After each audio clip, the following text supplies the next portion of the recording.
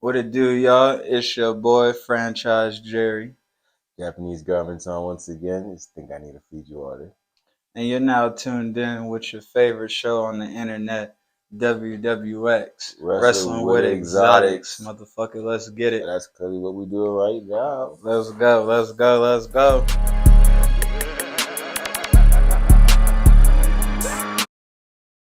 Yes, sir. Welcome back to another episode of your favorite show on the internet, Wrestling with Exotics. Today we got a good show for y'all. We're going to be covering Raw, Smackdown, AEW, and NXT. And then on Monday, we're going to release another episode where we cover NXT Deadline. So make sure you guys tap in for that. Yes, sir. We got a great show in store for you guys tonight or today, whenever you may be watching. There's been some great advances in the wrestling world, and we can't wait to jump into that to let you know what's going on. With that being said, we're going to give you guys a breakdown of what happened on this past week's Monday Night Raw. This Monday Night Raw started off with the Usos versus Matt Riddle and Elias for the tag team titles, but it ain't go like that. So, since the Usos almost got ran down by Matt Riddle on his dumbass scooter, they took their anger out on Elias. Elias was walking around drunk as fuck, dolo, right after Matt almost did that shit. And Elias ended up getting the mixtape. This beat for murder. Speaker knockers. Yeah, man. So, since Solo body bagged Elias at the end of that, Matt had to find a new tag team partner, and unexpectedly, he chose Kevin Owens. And on paper, this is the Great tag best team. tag team in WWE, but it didn't end up like that though. Matt took another L trying to tag with niggas instead of doing his own thing. And maybe if he used this same type of focus on his own shit, he wouldn't have got done bogus by Solo. And if y'all saw this last Monday Night Raw, y'all would know Matt Riddle had to get carted off because Solo just, Did him bogus. thank you, hit him with the crazy Samoan booty attack and put him out of commission. So right now, Matt Riddle is going to be out for about 6 weeks, which is pretty much just in time for the Royal Rumble. So that's when you Matt Riddle fans can expect him back again. And I just noticed that he stopped painting his nails right before he got beat up. So I want to cheer for Matt again. If he stopped doing that, I can look past all the other wild shit for just now for wrestling purposes. And we don't have to speak on that other shit right now. But yeah, man, we won't be seeing Matt for a little bit. What'd you think about that shit, bro? That shit was crazy, right? I was hyped Solo put him down because I'm tired of seeing Matt Riddle. He's been overexposed on our television screens, and he's such a good talent, but we've been taking him for granted, and he's taking himself for granted. That's why he's out here doing the things that he's doing. That's not putting him in the perspective of a high class professional wrestler, and not being in angles that don't involve en route world championship. Yes, he's fought the tribal chief, but it's not. He didn't. We never thought It's he was gonna never win. went his way. We know he wasn't gonna win. It's never no even a doubt in your mind. It's like it's gonna be an entertaining match, but Matt's gonna lose for sure. Yep.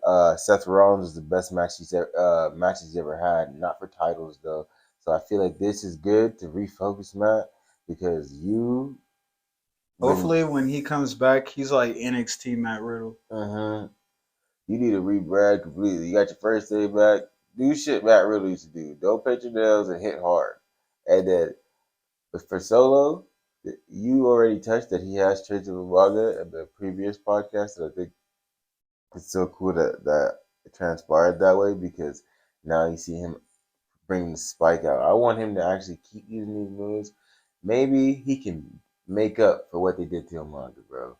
And that's what I could look forward into it. So I'm That's a not. positive way to look at it. So hopefully we're gonna chill and just see how it was because, like you said, they put a seal on Umaga. I don't want to see a seal on Solo, but hopefully he's what Umaga should have been because I see he takes very much pride in his uncle, and he gives a cool demeanor. I like that he speaks English, so you can't be gimmicked out. Like Yeah. he can't be Yeah. normal with. You know what I'm saying? I mean, Umaga spoke English too. They just WWE. They made him like he was like an animal, bro, and Yes. that's why he had to seal it because how the animal gonna coexist? He don't have his fucking trainer. That goes into what I was saying about Bray when he was the Fiend.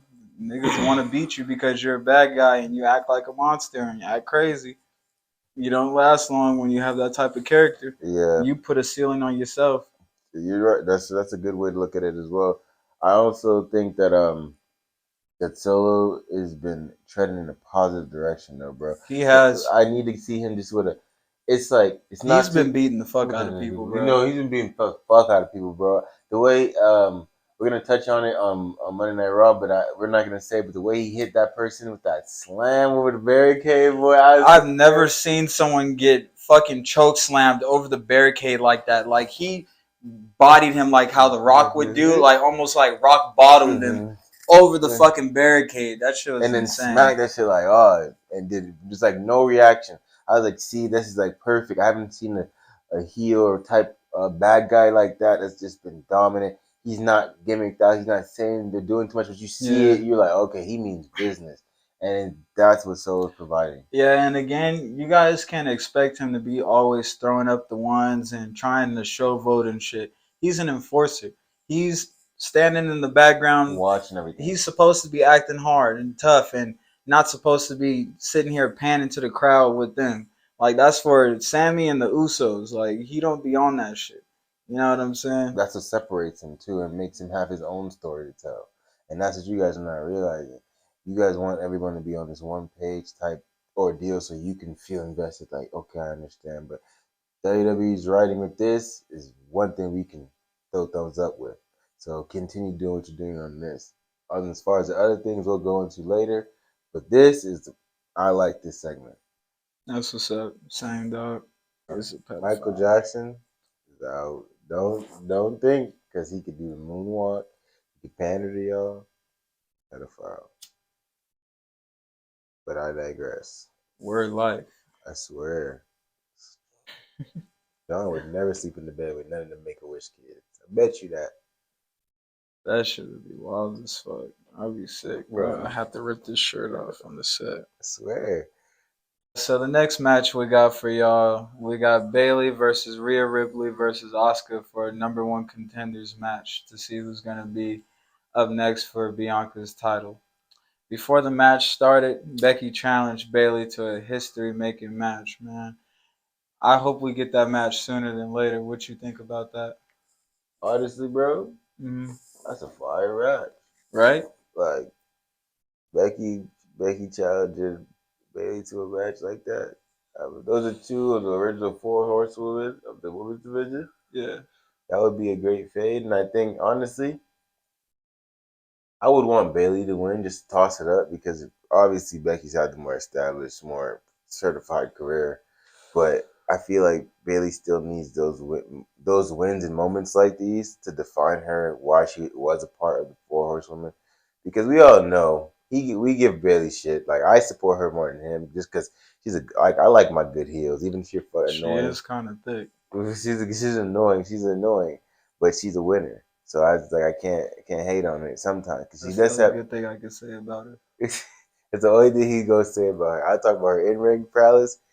That's the only thing he can say. That's good. But I think Becky would make it a good, interesting fight because her and Bailey are able to have good promos, and I know they're good Yeah. talkers. But throwing it back to you, what do you think of the match? You know, it's funny that you mentioned Bailey possibly winning that match because I just don't see her beating Becky if she comes out as the man. And honestly, bro, Bailey's been on a little losing streak, so I'm kind of happy for her that she did get this win in this triple threat match. But at the end of the day, I feel like WWE's prolonging her burial because she went on that little losing streak. She's already had multiple chances at Bianca Belair, and now she's possibly about to get another one, and she's definitely not beating Bianca again. So I'm just like, man, how many times we just about to keep watching her lose before you guys write her off TV or send her back to NXT? Which one is it gonna be? I think Bailey should have been on SmackDown. Honestly, I feel like I say that because if she was on SmackDown, she could still be doing this cross branding because she goes on both shows. But then she would be in the division going on Ronda. I feel like Ronda and Bailey should be going at it right now Yeah. because that's missing. Like Raw is already jam packed with everybody. Like seeing as how Becky is cool with Bianca now. Bianca and them she could team up. She don't have to go at her no more. And then we could build other stars on the Raw. You got Alexa Bliss. You got all that. Why is Bailey not trying to win the SmackDown? That's what the title that you had the heel turn with. That's the title that made you really relevant in the main event of the women's division again. With when you went heel, like I said. So I don't know why her focus on the Raw, and I know you haven't captured it, but she had picked up right where you left off when you got injured. Right. It would have been better momentum for her, I feel like. I would love to see them go off in a fade. I feel like that would be a good ass matchup. And I feel like she'd bring around because right now, and we haven't seen it yet. We haven't seen it yet, and as of right now, people are not aware. They're coming at Ronda pretty hard on the internet wrestling community. Bro, they're talking about she needs to be She fired. needs to be fired. She can't. She needs to be trained. She's unqualified. She's sloppy, and I really feel like y'all motherfuckers is making her not want to fuck with us, and y'all are dumb as fuck. When Ronda is focused and tuned up and feels the support, she does incredible things in the ring, and y'all need to understand that. The scrutiny that you're providing, you yourself probably can't do these moves, so stop trying to do that shit. You can tell, like, too, because, like, she'll do less when she doesn't like the crowd or like the city or whatever. Mm-hmm. Like, she'll do less, and you'll see it. Like, she won't do as many moves. She'll make, like, what could be a possible 5-star match be a 2-star match. And just snap their arm, bro. Sometimes I watch because she's like, or sometimes she won't snap their arm. She's like, you don't even deserve to see like real fun shit. Like you guys could just get the fucking egg lock and whatever to just make this bitch submit.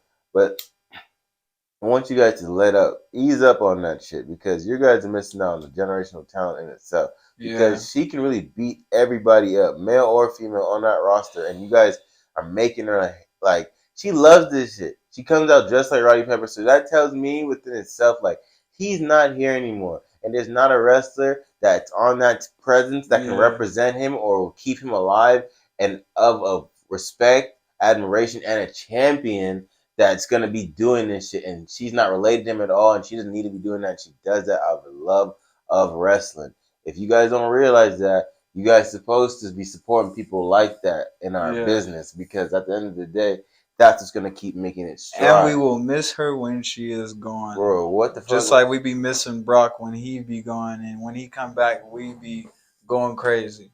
So y'all need to. I don't know, bro. I feel like they just what do you call it? I feel like they just trolling her ass. Yeah, they're taking it for granted. Like they don't understand that. Like I don't feel like they're serious though. Like I feel like they just trolling her because like they know damn well we don't. There ain't no SmackDown without Ronda Rousey right now. Like come on, that's the only thing that's really keeping SmackDown afloat because Roman's barely there. We got Sammy and the Bloodline, and then we got Ronda. Everything else is like the secondary. It's up in the air, bro. You know what I mean? Yeah, man. Again, this was a good match for Bailey to win. She hit Asuka with the rose plant, and now she looks forward to seeing who wins the next women's triple threat match. Yeah, I think she really needed this victory, to be honest with you. Because if she didn't get this victory, you were even saying she's looking like she might get buried. So she's looking like all elite. No, she's not. I really wouldn't want to see Bailey on AEW because they would just clown her. One thing I'm happy though about is Asuka is not tag team wrestling anymore, bro. She's back on singles competition. The only time I enjoyed her ever tag team wrestling was Kairi Singh when they were doing that Kabuki Warriors because that was believable. They had a good chemistry. It was like hard hitting, and she had dropped that elbow. It was cool. They were fun to watch. But no more. Asuka needs to be focused on winning championships. And she's old now. Like she's like getting deeper in her 40s. So yeah, like let her end her final stages in her career with a singles belt. She needs her WrestleMania moment that she was robbed of because Vince was head of creative and he made Charlotte beat her within under 10 minutes. Yeah, and that's when Charlotte had her chokehold on and WWE. Snapped the undefeated streak at WrestleMania. Yeah, that was fucked up. Blasphemy. That was fucked. So next up, we got Seth Rollins coming out and addressing the crowd and whatnot. You know, he always got some shit to say. He always gonna make his presence felt. Yes, sir. What insight you got to provide us on what he said? Man, Seth goes one-on-one with Bobby Lashley for a number one contenders match for the United States Championship. And Seth obviously, came out to promote his number one contenders match with Bobby. Bob interrupted, obviously, and then that was followed by a Seth Rollins diss. Seth went on to embarrass Bobby Lashley by talking about how he's scared and how he's jealous of Brock Lesnar because he feels Brock Lesnar has succeeded more than Bobby and shit. So he basically called Touched the Bobby a nerve. fake ass Brock Lesnar. And that obviously led to hands. I feel like Bobby just didn't have the same opportunities because of his skin color and other reasons. But I don't agree with that at all. Honestly, I Seth Rollins just took a little bit of a truth in a sense and ran with it because I feel like Bobby is jealous of Brock in the sense that he does have the former UFC background, mixed martial arts, and he's looked at it as like as a part of his repertoire, as a part of his like character in a sense now his rebrand. But Bobby comes back, and yes, they kind of slightly mention it, but they don't really say that. They're more talking about his army. That's more his character. You know what I'm saying? So like he kind of feels like, why can't I be looked at the same way as Brock? That's the only thing I feel. He doesn't get the respect as Brock gets, and that's what he wants. That's what he's after. But at the same time, I don't feel he's necessarily jealous of Brock. He's happy to be Bobby Lashley, and that's why he shows every time he's in the ring Yeah. with Brock while he's And different. Bobby's got a good resume himself, bro. Like Yeah. Bobby's he served for the country, bro. He, like you said, he was in the MMA. He was ECW champion. You know what I mean? That he's been United States champion before. He's been TNA champion before, bro. He's ran. I watched Bobby Lashley run through the entire TNA locker room before he left that bitch. You know what I mean? So like, I'm like, bro, Bobby's him. He just didn't get as many opportunities, and he's beat Brock Lesnar for that United States Championship before. So He's another victim of of this being on the roster when John Cena was in his prime, like 2007, my favorite John Cena, and Robbie was doing his thing on ECW, but then when it was time for him to get drafted to Raw, he lost against John at the Great American Bash that year. He went on to be in like who knows. He got released shortly later on in that year, and then he went on his own thing. But I feel like those moments like that is why he feels he's lacking that respect. He missed out on a lot of his prime time in the WWE. yeah, Like they wasted a lot of his prime. yeah. But yeah, man, I don't agree with that. But Seth Rollins, he just be talking shit. I can't wait for the number one contenders match though. Who do you think is gonna win that match? Seth. Seth, you think he's gonna burn it down? He's gonna burn it down. They can hold Bobby some more. Seth, Right? Seth got too much momentum right now. Let me Yeah, be honest with you, WWE's in a rock and a hard place between Seth Rollins because they yeah, have to and have Bobby Lashley. and Bobby Lashley, but the thing is with Seth, everybody was too hyped for him to have the United States title. No matter how many days he had that shit, they were too hyped. So we have to build to 2023. Bobby already within this year has been WWE champion. He can afford to take some losses. Seth needs to win. Otherwise, it's just gonna be like, what are we doing with Seth? How much longer is we gonna go flippy floppy? Was it gonna take Cody Rhodes to come back for him to have relevancy of a good one-on-one actual opponent, good promo, and bring something out of him to where it's a main event level and then they can go for titles? No, it should be Seth doing his own thing. Cody should be coming back trying to feud with him because Seth's been stepping on the locker room while Cody's been gone Yeah. and ready to prove himself again. You know what I mean? Yeah. So I definitely think Seth's gonna win this one. I kind of hope Bobby Lashley wins the Royal Rumble. Even though I know he wouldn't, but that would be a cool outcome for me. I wouldn't mind that at all either. That'd be cool for us as the people, but honestly, I'm just like, no, Bobby, why? What are you gonna do? Bobby's sometimes boring, bro. Like, yes, he's a good ass whooper, but sometimes he cuts promos. I'm just like, bro, no, stop He need talking. to come back with that ECW swagger that he had, bro. No, the Cause he ECW had a swag. different type of He swag. didn't, yeah, bro. But that's like he's been stripped of that. He's been stripped of that. That's why I feel like he's been fucked with, and he's done other You know things. what really messed him up? but like he bounced back kind of from, but it's still a blemish on his career. That shit that he was doing with Lana. Yes, bro. Yes. That shit fucked him up, bro. I don't know why he was doing that with him. I mean, kudos to him for doing that with her, but it went on too long. You know what I There's a mean? reason why. There's a reason why you're saying that. I still give him kudos for that because he should have stepped out, got penalized, or I gave whatever. him kudos because it's Lana. No, I know, but you gotta because at the end of the day, she fucked you up, and she's whatever living cool off of Rusev, and you're a former WWE champion, but we still can't get that. Why? What's missing? Why is he doing that shit? Yeah. Because like watching that, bro, was so uncomfortable, and I'm just like, I know Rusev wasn't fucking with that shit, and then it was horrible for your character, Bobby. So you should have stepped up, even if it meant getting penalized from Vince or whoever been back.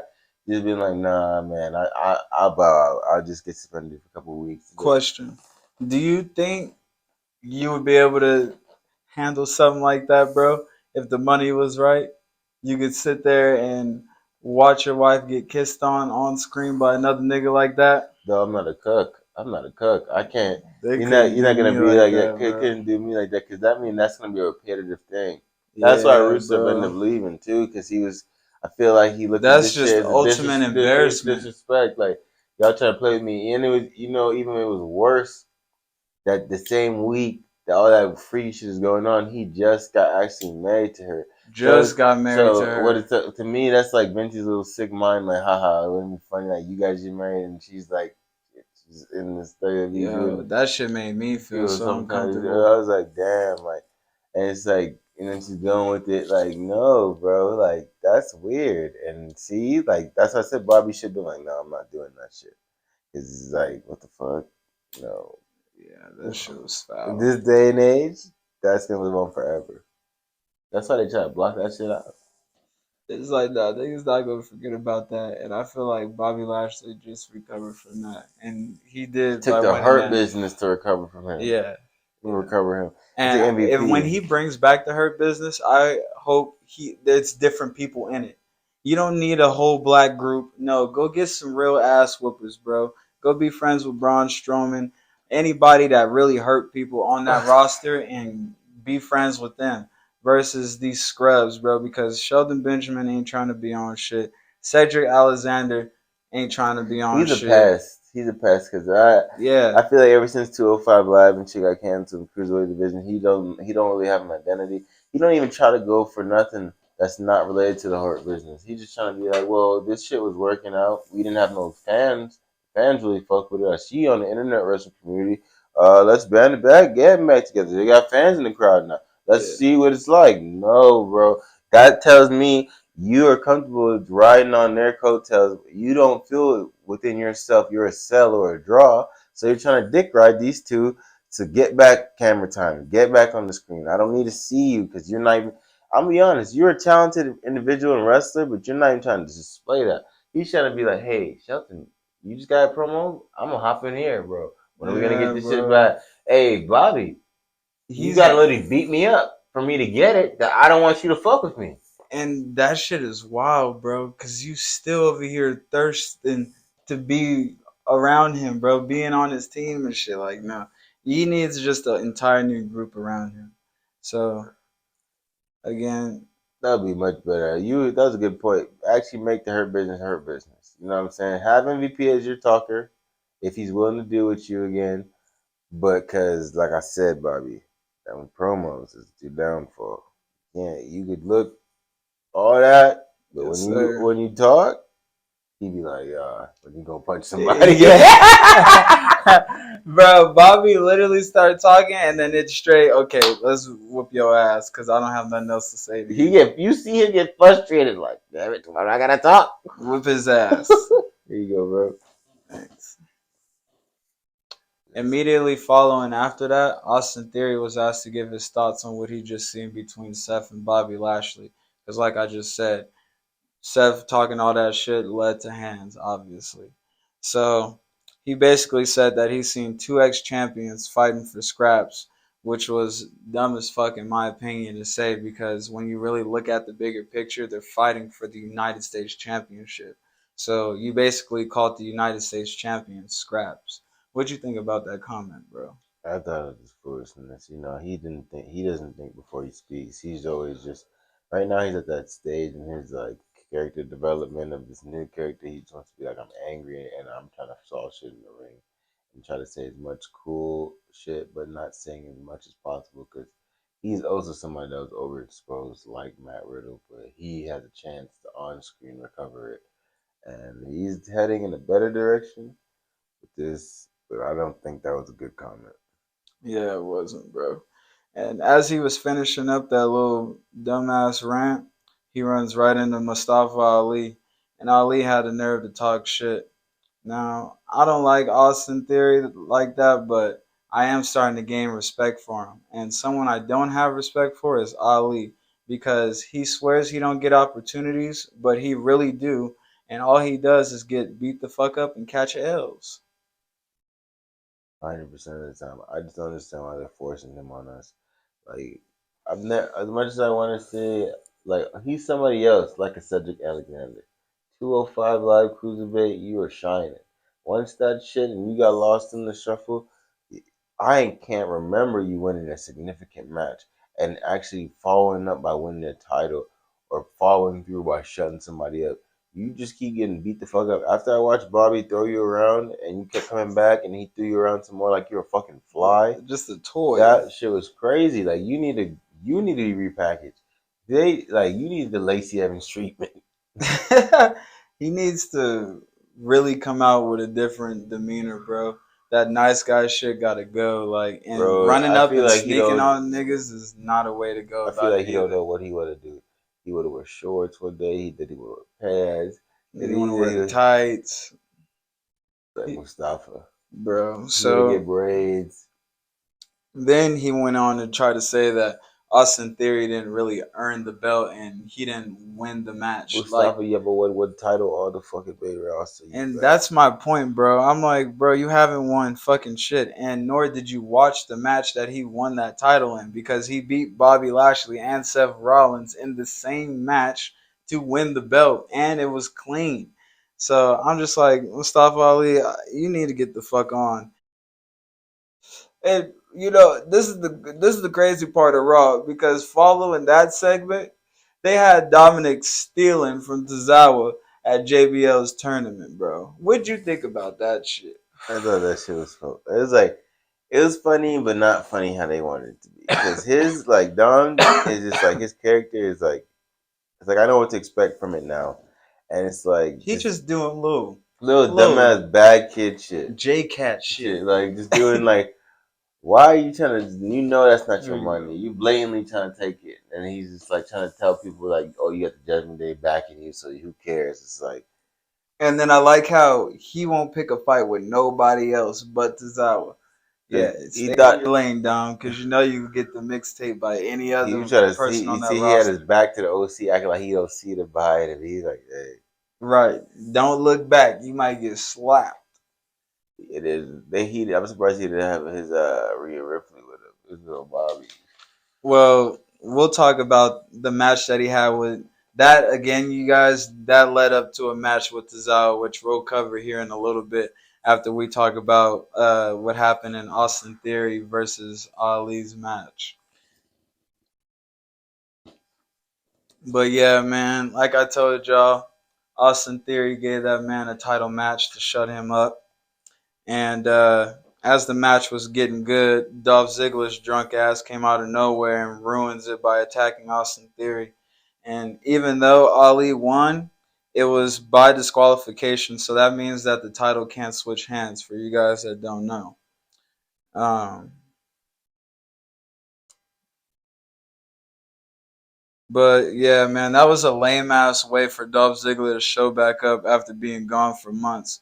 He's always hated on Austin Theory. Why, I don't know. And Dolph is just washed at this point in his career, bro. Like, there's no real point in him being back other than just putting over Austin Theory to build Austin's career. Because I'm like, bro, no one's. Everybody kicks out of super kicks and the zigzag now, bro. So you ain't been relevant I since just Vicky feel like Guerrero's been your manager. I feel like Dolph is just lost. Dolph I need you to realize you're kind of jealous of Theory because you're like, damn, Vince, why you didn't take a liking to me? I mean, you let me be champ, but not like how you were letting me be on screen with Theory. You were having segments with you, you know. I feel like he's just jealous, and that's why he tried to give Theory advice. He's like, nah, Vince is not around and shit, and I can he's getting in your head. But you just don't want your advice, Dolph, because you're like, you came up short. I respect that you came out of the Spirit Squad and you're the best wrestler out of them. No cap. But Went to Kent yeah, State. You know they love to mention that. yeah, you're the best out of them, and you're a collegiate All American. You got all these. You're great. The only blemish you have on your career, you're dating Amy Schumer, and that speaks for itself. Oh yeah, that was He an L. he's twisted, but the WWE shit. Oh man, the championship reign is 2013, man. It's a long time since then. I was pleased how the overall segment ended, though. Well, match, I should say, because Austin Theory ended up beating the shit out of both of them, as both of them deserve. Because yeah, They both they need to go somewhere else. They even all the rest of the internet as they've been MJF would cruising for say. right. They both needed they ass beat. Because bro, Ali, you're trash, and Dolph, you're washed. Y'all definitely needed y'all ass beat. So the next match on the card that we got for you guys was the OC versus Baron Corbin with the Alpha Academy. This was Baron Corbin's third loss in a row, bro. What you got to say about that? Because you know he's done, finished, finito, all of that shit.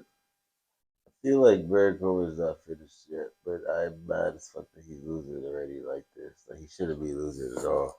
Cause I fuck like I said, I previously have already stated I fuck with Baron Corbin. He does not, so he's looking forward to his downfall. And Baron, you cannot let this happen. You need to stand up and talk to creative and say, I just got repackaged. I have a Hall of Famer with me. Why am I losing? Oh yeah, Why am I losing? you getting Why am I hoed. losing? Why am I not winning? Why am I not doing everything that involves winning? Why am I not trying to aspire to win a championship? Look, the thing is, they have such gold with this shit with him and JBL. They have such good chemistry, bro. I can't lie. Like I look forward to some segments. Like, bro, the poker shit was hilarious. Even though Corbin's his boy, you saw JBL as the nigga. Say, get the fuck out of here. But that shit just gets comedy, bro. They can do so much, and if they're winning too, they like. That's why I'm like, okay, look, my mind frame is at right now. I'm like, okay, Baron, you're losing, but this is still entertaining. I don't need you to lose anymore, but for right now, if this is what it is, I need to see a turn though, because if I don't see that turn for you to push to be that main event level guy you once were in a lone wolf type persona, it's gonna be rough, and Jerry's gonna be right, and you're gonna end up outside the WWE, or you're just gonna be buried, and it'll just be entertainment big guy, like just a big guy that makes people laugh, and nothing goes your way. Grave digger, dig his grave. That nigga's done. But moving along, we got Dom and Tozawa, like I said we would. And this match again happened because Dom's broke ass got caught stealing poker chips from Tozawa. This match ended because Tozawa jumped hella high in the air for God knows why and landed square on his fucking back. And that set him up for a frog splash for Dominic Mysterio to win.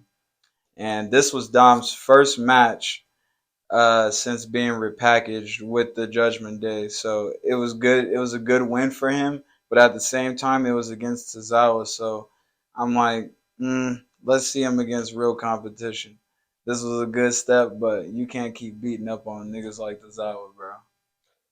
Yeah, Tozawa's not really a threat. Damioso is somebody. I know there's only so many championships to go around in the WWE, but you guys all need to be striving for one. Like, That should be the whole point of that group. bro, because I Y'all should be feel trying to like be like the Bloodline. If you're in a group and you're not trying to be like the Bloodline, what's the point of your group? You're just out there taking up TV time. And why isn't WWE trying to push new talent, more faces on the TV screen? Because obviously, what we got right now is getting washed, and you guys see how SmackDown's trending. So come on, y'all, like pick that shit up. I know y'all got somebody in the back that actually want to be out there and compete and give us good title matches and give us something to look forward to. Right now, everything's just been kind of dull, but yeah, we getting through it, y'all. We getting through it. All right, y'all. So next we're gonna jump on into NXT. I want to start with how Apollo and Braun Breaker was fishing together, bro, ahead of their match at Deadline. What did you think about that, bro? I ain't never seen no shit like that before. That was the weirdest shit I've ever seen in my life. I don't think it did anything for either one of them. It just left me confused. Like, these two are supposed to want to have a competitive. This championship means everything to both of us match, and they're going fishing together. Yeah, and they was just peacefully dissing each other too. Like, Yeah, like I don't know. like I need. It was just an awkward segment. Isn't it Honestly. awkward when they get him eggs and shit? Everybody get coffee and shit. Nigga, like Braun Breaker, y'all nigga Paul is like, I needed to be find myself. I'm coming, and then Braun Breaker's like, I need, I gotta define myself.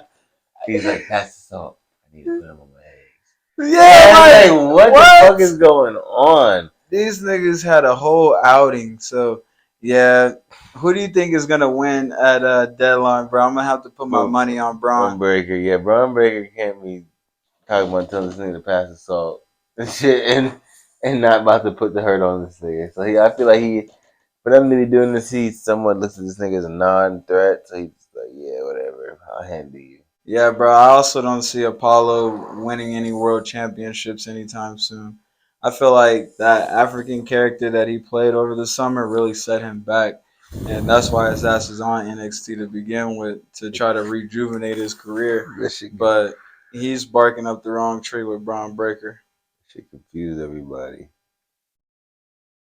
And then out of nowhere, he was talking African for most of the summer, and then out of nowhere, just started talking straight regular English again.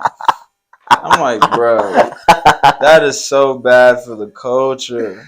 Stop lying, bro. Why you always lie? Trying to get clout. Trying to be fake African to get clout. That is crazy. That is crazy. Bro, just be yourself. You a cool black nigga that look like a milk dud and do flips. Like you sell, bro. Like I feel like you're just trying too hard. And I feel like you just need to be more aggressive for niggas to take you seriously. But moving on to the next thing, man, we got Tony D'Angelo versus Zion Quinn. Man, Tony came back in shape. The last time I seen Tony, he was just fat and he was just dodging fades, talking shit, just being annoying. But he comes back against Zion Quinn and he dominates this match. I wasn't expecting this match.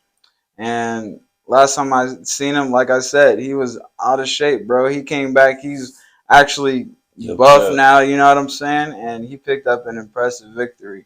And this version of Tony, I can rock with. You know what I'm saying? I can see him being a future NXT champion one day if he keeps this type of same energy. You feel me? Mm-hmm. And Wesley even said he'll give him a title shot after Deadline. So we'll see where that goes. Definitely. I agree with what you said. I can see him being a future world champ. Next, we got the New Day. The New Day emerges as number one contenders for the NXT Tag Championships. Now, I'm hyped on this one. I can't wait to watch this shit, bro. This is going to be good for the New Day's career because they haven't won these belts yet. And it'll just be another accolade for them. And also, you got to respect Pretty Deadly as a tag team, though, because even though I don't like them niggas know how to wrestle for real, bro. They put on a really good show. So this is just going to be another hard-hitting match, but I'm going to have to go with my boys, the New Day. Nigga shake ass. Boo. That is true. That is true. But I just want to see these niggas win the match, though. For the accolades. I know, man. I know that's not your cup of tea, but I'm always say that because at the end of the day, I said that in fact today on Twitter. I told him somebody said they Booker be hating on them. I was like, man, I don't give a fuck. Booker is they Booker. He said, why? I said Booker is hating on them because they shaking ass and he pause and they black. Booker would never do that. Booker would never do that. It would not. Also got to mention Indy Harwell picked up the win in her triple threat match to earn her spot in the NXT Women's Iron Survivor Challenge, and now she'll have an opportunity to possibly become the number one contender to go against Mandy Rose for the NXT Women's Championship. I would also like to add Indy is also my favorite to win that match. She looks like she's built and ready to be the next rising star out of NXT. So I'm excited to see that. NXT ended with the Wallace show called The Grayson Effect, and Waller brought out all the competitors in the Men's Survivor Challenge to get everyone's last words before the match. And I felt like Carmelo Hayes made a good argument when he was talking about how he would win, but I got to go with my guy Grayson Waller though. I feel like besides Carmelo, I see him with the most star potential and talent to be the next rising star out of NXT. And I view Carmelo as a star already. Plus, I'd rather see him get the belt at WrestleMania. So, no disrespect to Carmelo, but I feel like it's Grayson Waller's time. What about you, bro? Definitely, because I feel as though like the reason why Melo has not won the NXT World Championship yet because they feel as though he could be do that. He could be here, but he's already the face. Yeah. And he puts on 5-star matches and you're All the the time. and he's 9 in the main event. Mm-hmm. It kind of has to go to his head. Yeah, He you talks know? and walks like he talks. So he's gonna have to. He can't understand. It comes with that personality. It comes with that ability. They want to hone it. Make sure you're the best. That way, when you get it, you deserve it. It's not like how MJF's running around. Which is Right. MJF's my dog, but you see that privilege and entitlement, and he got the money. He do whatever he want. You know who gonna tell him no? Exactly. And sometimes you don't always want to see that, but I feel like Carmelo has a perfect balance between Yeah, I that. believe he would strive, but Mm-hmm. he could do if he was in a situation like MJF. Anybody would Oh, yeah, for want. sure, sure. All right, guys, we're gonna start talking about AEW Dynamite and what transpired this past Wednesday night. The beginning of the show took place with the Dynamite Diamond Ring Battle Royal. The winner of that match was gonna go on to face MJF at Winter is Coming, and also get a chance to win his Dynamite Diamond Ring, which also he's been holding for 3 years in a row. Which might I add, I have that shirt. It is a three-peat, which I know he's going for the four-peat. This coming Winter is Coming. So, and it had some notable people in this battle royal, such as Ricky Starks, Jungle Boy, Matt Hardy, Ethan Page, you name it. What do you think about this match? Delete. Matt Hardy is a dumbass. Um, I thought this match was cool, man. My boy Ricky Starks got the win, and now he's the new number one contender for MJF's AEW championship. But we all know that he's not winning that. So I was hyped, but at the same time, like, man, this shit is just for nothing at the end of the day. I thought it was funny though how MJF said that he was gonna make Ricky Stark go back to wrestling on YouTube, and then Ricky Stark responded by telling that nigga he had back acne and he got a bad spray tan to try to cover it up. Yeah, man, this is just not Ricky's time. So yeah, it's okay. He gonna get that shit eventually though. I feel that 100%. But like, I love this just because it's planting seeds. Like, he's like what you quote unquote could say AEW original because he's been there since the beginning, and Yeah, he's got to get it eventually, bro. he'll get it. It's planting seeds He's because a he's top talent there and he's a too. former Cody student as well, just like MJF. So they're paying off, and it's crazy to think, bro. You know, MJF became a world champion before Cody, Yeah, and but Cody's held the world championships in other organizations, but yeah. it's not WWE. But it's crazy because he couldn't even get challenged for the AEW. So Cody must be doing something right. He teaches him how to get over. Bro, I'm telling you, man. Like MJF, bro. And then I just love the exchange that they had. But MJF to me, I'm always gonna say is a little bit more polished because he looked more calm and collected. You could tell out there Ricky was having the good jabs, but you tell Ricky was kind of like not used to being like out there with the main program of the whole show. Like you know what I'm saying? Like you could tell he was like he was so excited to say certain things that he's like almost slipping up, but he wants to really I like how he moment. didn't shy away from the moment though. Yeah. Like he embraced it, bro, and like he had a really good back and forth with MJF verbally. You know that what was I a good mean? one. It was a good one. Mm-hmm. But I want to see him more of that space because if he's more of that space, he'll be a more flow. And I see he got loads of potential, loads of personality too. What did you think about Cowgirl coming out and again attacking John Moxley, bro? I thought that shit was. I thought it was great. Cowgirl is not medically cleared to wrestle, and he's been putting his life on the line to go out there and get handled by John Moxley, which he damn near did. He got a concussion, bro. John Moxley not seeing Hangman with a clear vision in mind. Yeah, we're gonna see, bro. You know Hangman can't lace John Moxley's boots for real. It's cap. Hangman will beat him up. He'll destroy that nigga. He'll kick that nigga right in his face in cowboy boots. Hit him with a buckshot leg and 1, 2, 3s. I can't wait to see how that shit go, bro. Hangman's about to beat him. Who's the champion of AEW first? Hangman. Bro, Hangman's still whack. His title run wasn't even. Bro, that shit was a fire time run. That was the ever since Hangman lost that bitch, that AEW went into a sandstorm of disaster. Notice when he had that shit was cool. And I told you, I said, bro, they better just let him have to keep it. They shouldn't let CM Punk don't rush into that shit. I didn't I tell you that? Yeah. And what happened when they rushed into that shit? Didn't this shit just go from like this crashing down? Yeah, but honestly, bro, I don't think John Moxley's gonna be beat Hangman. Hangman's gonna beat him. I just don't think I don't like when people try to be like, or anybody tries to say Hangman's not up to par or his reign was lackluster. Because I've heard people say that before, and I think he definitely has proven himself, and he's gonna prove himself again with John Moxley.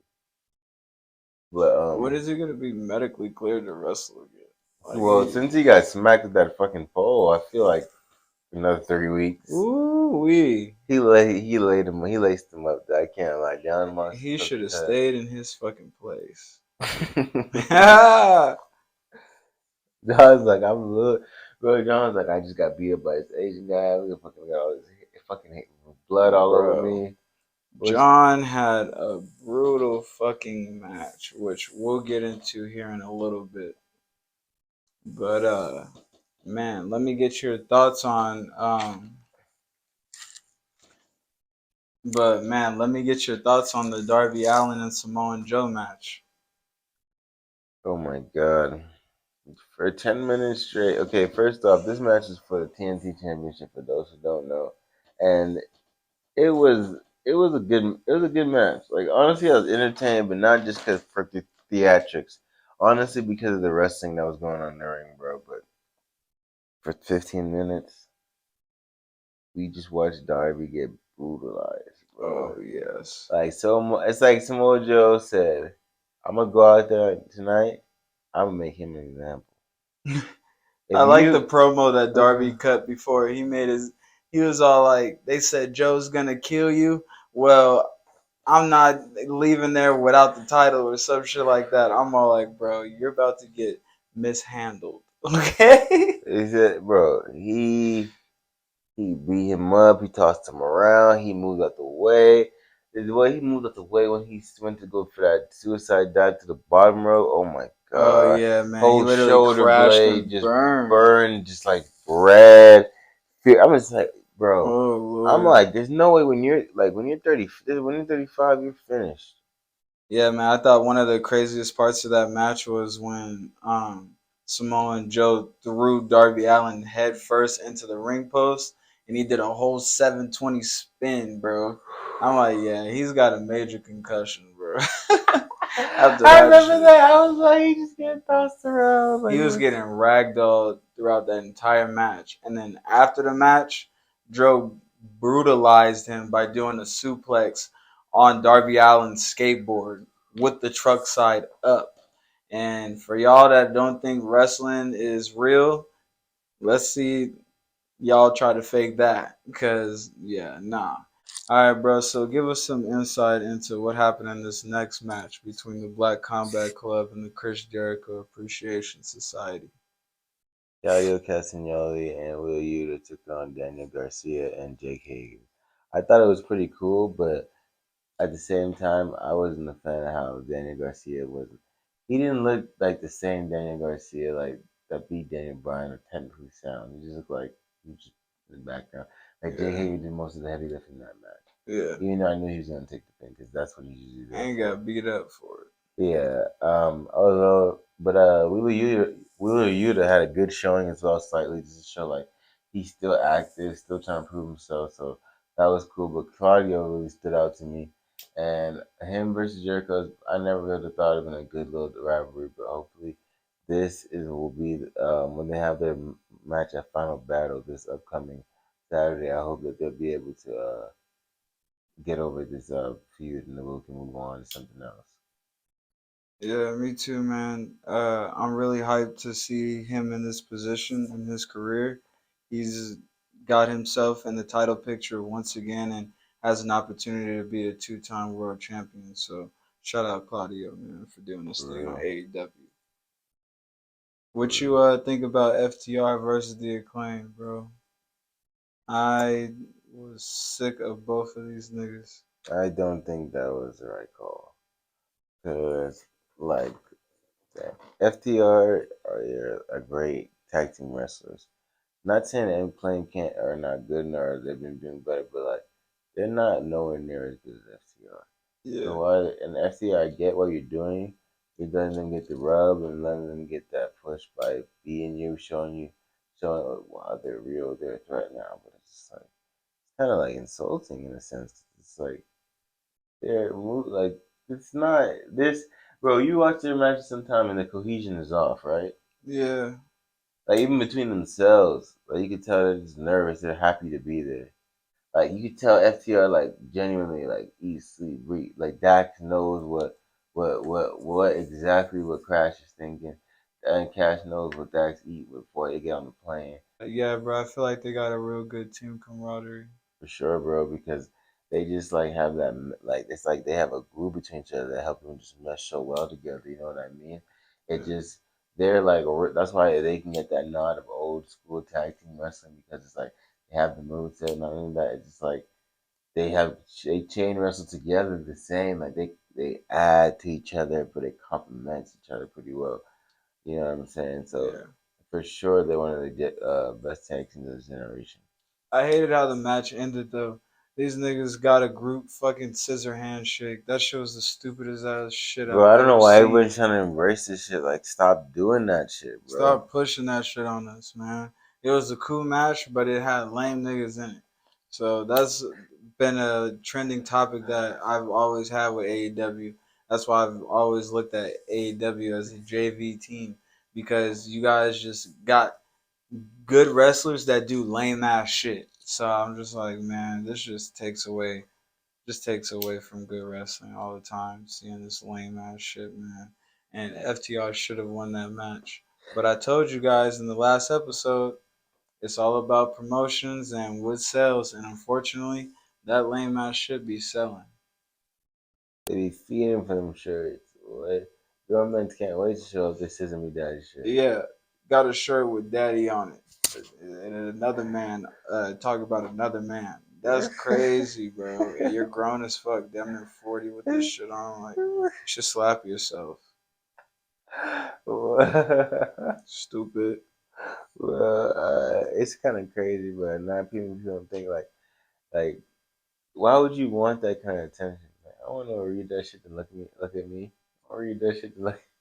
Yeah, I wouldn't wear that shit to the gas station. But that's a good guy. But that shit can just you're attracting so many odd Be looks. careful because this wax on this bitch bubbling. It's so like it's so off, like, bro. You know what I mean? You know what shit you're inviting even if you go to Walmart or something, go to any gas station with that shit. It's just like niggas looking like, what you doing? Like what? That's what you want? What are you Especially want? niggas that don't watch wrestling, they be like, "Oh, Did you still." get jazz? Who's daddy? He's sweet. Talk about Scissory Daddy. You confused. That shit crazy. All right, y'all. So this part of the show, we about to talk about Friday Night Smackdown. This was Kurt Angle's birthday celebration, his favorite wrestler. So Shit I'm gonna let you show. go ahead and take the wheel on this one, my brother. What did you think about the first match with the Brutes versus the Usos, who I might also mention was the PWI Tag Team of the Year?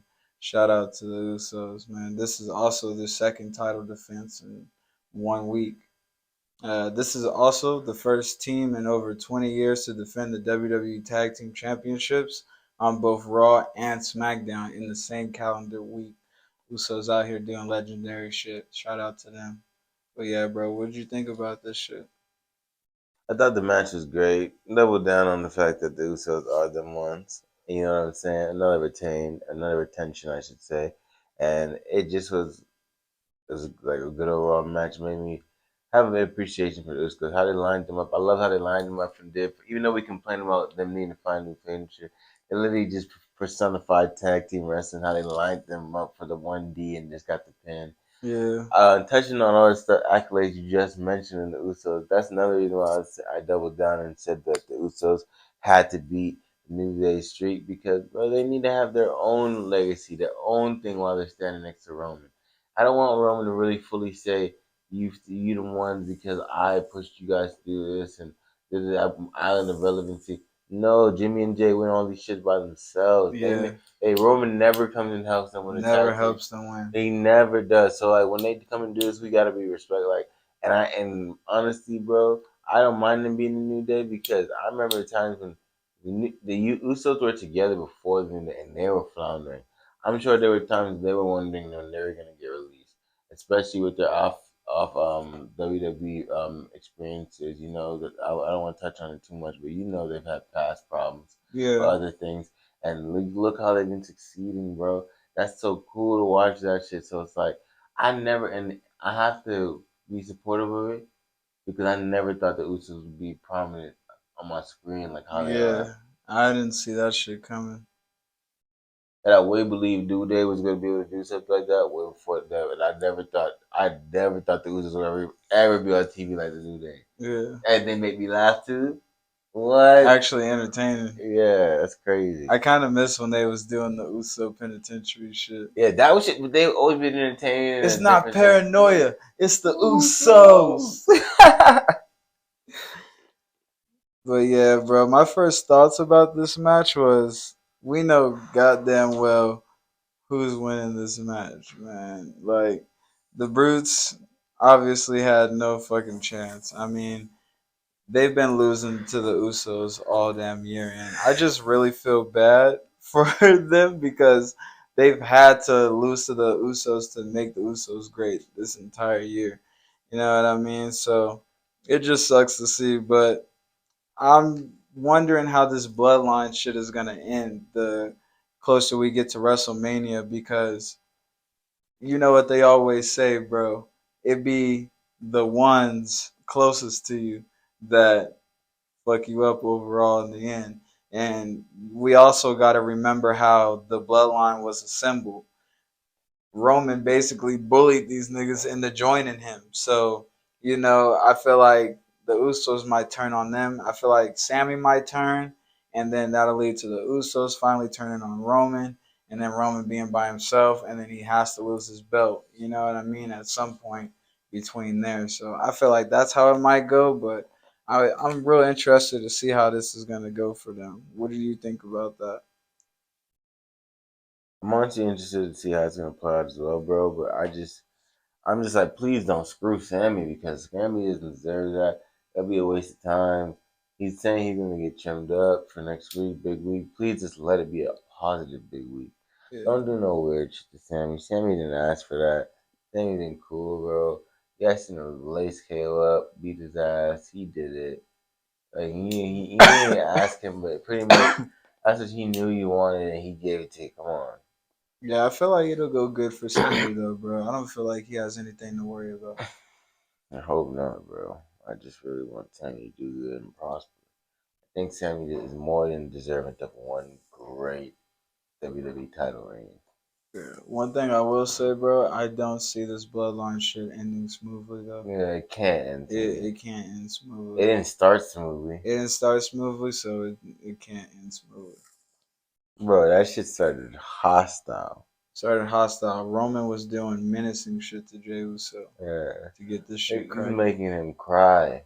Yeah. Justin and mom made this man rub in his temple on national television. Yeah, bro, that shit was intense. I was like, wow. Okay, next segment we're gonna talk about LA Knight doing the research on who's been whooping his ass behind his back in the dark. And LA Knight's been over the past couple weeks, he's been getting harassed, and every time the lights go out, he wakes up under some debris. He don't know who's there, but shit's just it's just he's just finished when by the time the lights come back on. The video that he shows, when you pause it, you see Uncle Howdy's face in the background. So now we're starting to get to the bottom of this shit. After the video was displayed, LAK left the ring in search of another ass whooping. Why is this man addicted to ass whoopings, bro? He's trying to find the truth. And he ain't got no friends, so he running around Dolo getting caught lacking, getting beat up by Unky. So I'm like, how, like, why? I don't know, man. But I will say this: LA Knight's the smartest man I've ever seen in a WWE situation. This man, we got the lights cut off. Man, put an iPhone flashlight. Like, when you ever seen anybody use the flashlight correctly, bro? Never. And that shit. Yeah, also talk about what happened after that flashlight. He ended up getting his ass whipped again. He put that flashlight out in the dark, ran into Unky again, and ended up getting the mixtape. And WWE cut cameras, so you couldn't really tell if he got the mixtape or not. But I think it's safe to assume his record's been really bad lately against Unk. Unk been putting the paws on him. It will put him down. Yes, sir. Yeah, man. His name is LAK, stands for lack, and that's what's been happening. He's been getting caught lacking. No, he's been getting harassed. He's been getting jumped. They are blindsiding him because they're scared of him. How one nigga jumped him? How y'all know it's one? Nigga got his ass beat so bad he thought it was a nigga with 8 arms. He said, nigga, it was a group of niggas beat me up. They all beat me up. They got me. The next match we had on SmackDown was Legado del Fantasma versus the Viking Raiders. But that match was shortly interrupted by Hit Row, which was interesting enough because I never thought Hit Row would be so aggressive and be able to take matters into their own hands. So it was a surprise on my end. What did you think about it? Yeah, man, Hero actually gained a little respect for me because I didn't think that they had that in them. I thought they was actually just sweet, just out here, just fake, trying to be tough with that name. I'm like, Hit Row, y'all niggas don't hit shit, but hey, they came out and got their get back. So shout out to Hit Row. They beat them niggas up. Oh yeah. I could still get my flavor. I just like the even bird down. That's what I got. It's a selling point for me. What about you though? What you like about the non-filters? Because I still, I know how to roll them. Where it's not even needed for that shit burn like a cigarette, burn even all the way down. I just like the way I roll my shit is like a cone, so Yeah, it just burns even. evenly through the entire way. That's how I roll it without a coat, without a filter. But I just like the filter because think about when I'm in the car or some shit like that. Like, yeah, help me out. Window down. Well, that's how shit was burning. Even as fuck, pull this bad bitch out. See, it was like, damn. You guys are now witnessing the best joint roller in America. I promise you. Actually, in the entire world. Actually, in the entire universe. This is a co-holder championship though, because he's respected, but I am respected as well. Actually, in the entire galaxy. I'm the best joint roller in I'm the just an entire galaxy. I'm just an extent in existence, you know. I've been doing this shit since doing this shit was doing this shit. That's great for him. But I am See, the look at king of this this shit. shit. Y'all see this shit right here? I'll be present. Let me bring this to your front door. Let me bring it to your front door. Here you go. Go ahead and look at that. I know y'all see that. I'm not getting up because I wrote it Wow. too good. I'm getting faded. Wow. Wow. Word of life. He just want to show his shirt off. That's all he got up for. He don't fuck with y'all for real. It's the thugonomics. It's basic economics. Word of life. All right, y'all. So the next segment was Ricochet and Walter's contract signing. Their match will be next Friday on Smackdown. The New Day came out to back up Ricochet, which gave me a little bit more confidence in Ricochet winning. And it'll also give him an opportunity to win the belt back against the same motherfucker that he lost it against, and Walter. And again, we calling him Walter because Gunther is just for silly motherfuckers. So out of respect for him, his name is Walter. What'd you think about that little segment, bro? I thought it was really heart wrenching because you could see Ricochet trying to prove the point that he's like, I worked hard to get back to the opportunity to get back the title that I shouldn't have lost to in the first place. Yeah. And that's a great story to tell, but I feel like he's not going to beat Walter. Like, I feel like Walter's going to beat him just because this is how shit's playing out. And I feel like they continue, like, not saying that Ricochet is not a worthy opponent, but like I said, we've done that upgrade, that uphill battle. Even though he's saying that this is not the end, I feel like it is. Do you feel he's gonna stop Walter's nice IC title reign? It's like this immaculate IC title reign. Hell yes. Okay, Hell we'll yes. see. And there's only one way to find out. Tune in next week, Friday night, 8/7 Central, on your local Fox. Bitch. Yeah, so that led into a 6-man tag team match because you know how these contract signings go in wrestling. Always end in a good old fade. So Ricochet and the New Day versus Imperium. My only critique about this match was I was surprised of how much the New Day was wrestling ahead of their match at Deadline. I would have made Ricochet wrestle most of that match because you don't have a match until next Friday. So it's like, yo, you taking all this damage before your title match. But overall, it was still a cool match to see. Ricochet and his team picked up the win, and it's also given them momentum into both of the title matches. And again, I'm gonna have to go with Rick and the New Day. How about you, bro? Honestly, I would say the New Day and Ricochet should have won. I think it was the right decision, but at the same time, I feel like that may play into why I feel like Ricochet won't win next week. You know, 50-50 booking. You know how WWE like, oh, momentum, like, oh, you think really he's gonna get hold again. And it's not me holding against Ricochet, but hope I'm wrong. I can see that, bro, but they already did that basically. So I know what you mean, but now we're in a thing to where this is their third meeting, and Walter's already won the first two. So I don't see Ricochet losing 3 times in a row. Yeah, but it'd be pretty cool if he does lose them because I They like to usually see. don't write it like that. They usually give it to you at some point, like they did Matt and Seth. Only they made Matt lose 3 times before he actually beat Seth Rollins.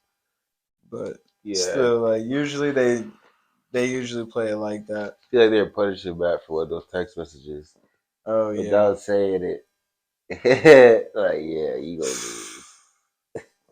Lord. We gonna pray for you, boy. Following that match, the cameras followed up what's going on with the Bloodline. They were backstage talking about how Usi they were feeling, and it was getting quite uncomfortable for me as a viewer at home. And I felt ideally how Solo was displaying his emotions towards the whole thing. It was a lot of questionable looks, as in, why are my brothers saying these things, and Yeah, why is man. Sammy saying They this? So was real OD with that shit. Like uncomfortable was the perfect word. Cause nigga, the whole time I'm sitting there like, yo, please shut the hell up. And y'all can't expect Solo to be wanting to be a part of that shit. So don't be saying, "Oh, he gonna turn on him" or some weird shit just because he don't want to sit there and talk about getting Usos. oozy with these freaky ass niggas. What the hell? That shit was uncomfortable as hell. Like it's just crazy to think because they like that's a part of the thing where I don't understand why everyone's mad that he's not necessarily entertaining a lot of their actions. Like he's he's not supposed to be doing that. Like as Jerry mentioned earlier, he's just supposed to be an enforcer. He's supposed to be have a dominant presence and don't say too much, display a lot. So I'm not a fan of him even trying to interject himself. So I like Solo's character a lot, and I like the trajectory it's going right now. But as for the other couple, like they just need to cut it down. Like I get that Uzi was funny at first, but don't try to like milk it Yeah, too because much. now Sammy's talking about usologist and Mm, all this shit. Like, bro, stop. Okay. Like, because now you're starting to make it to where we kind of just getting over it. Because you guys are milking the fuck out of it now. And it's like, yeah, now I'm starting to be like, okay, I can't wait for this shit to end. uh, The more you guys play around with that little Uzi bullshit. Okay, it's cool to say it every once in a yeah, while, cause but y'all did y'all y'all the milking it. Usos, y'all the original Usos, and y'all barely ever said that till Sammy got involved. So Y'all don't ain't never said that until Sammy got involved. you always say Us, but like never said Usi. Jay over here talking about he Usi Juicy and shit. Like, what the fuck does that mean? I mean, I think that's his Instagram name, I but think it is but too, it's but still either way, weird. like, what does that mean? Like, Yeah, why? see. No, no, Uh, delete. what is your motive? Fuck is going on? What is that? What do you get out of saying that? You're a Uh, father. you got kids, boy. Oh Oh shit! man. But moving right along, we got Karrion Cross goes and talks to Rey Mysterio about Dominic Mysterio. It's very awkward. Man, I was thinking that he was actually going to try to be like Ray's friend and give him some good advice or be cool with Ray, and he ended up just being a dickhead. So I don't understand the point of that. Like, why'd you go and talk to Ray in the first place? You know he's still not clear to wrestle. There's other people that you could be beefing with and doing shit with right now, but you're choosing Ray. Like, at this point, I'm just like, Karrion Cross, you're a bitch. What the fuck is the point of you? I'm getting tired of you. All you do is talk shit, catch L's. I'm about ready to see him go back to Tuesday nights. And not to discredit Tuesday nights, but I'm just like, yo, you're not fit here. You were more entertaining there. Like they actually, I don't know, had something to do with you. Like, you know what I mean? And that was when you were more relevant. Because now you're just a weird nigga that just be speaking in tongue and riddles in the back. You know what I mean? And using hourglass as a part of your fucking gimmick. Like I think, remember we touched on this before in earlier episodes. There's something missing with you, and you need to really talk to creative and be like, okay, I need.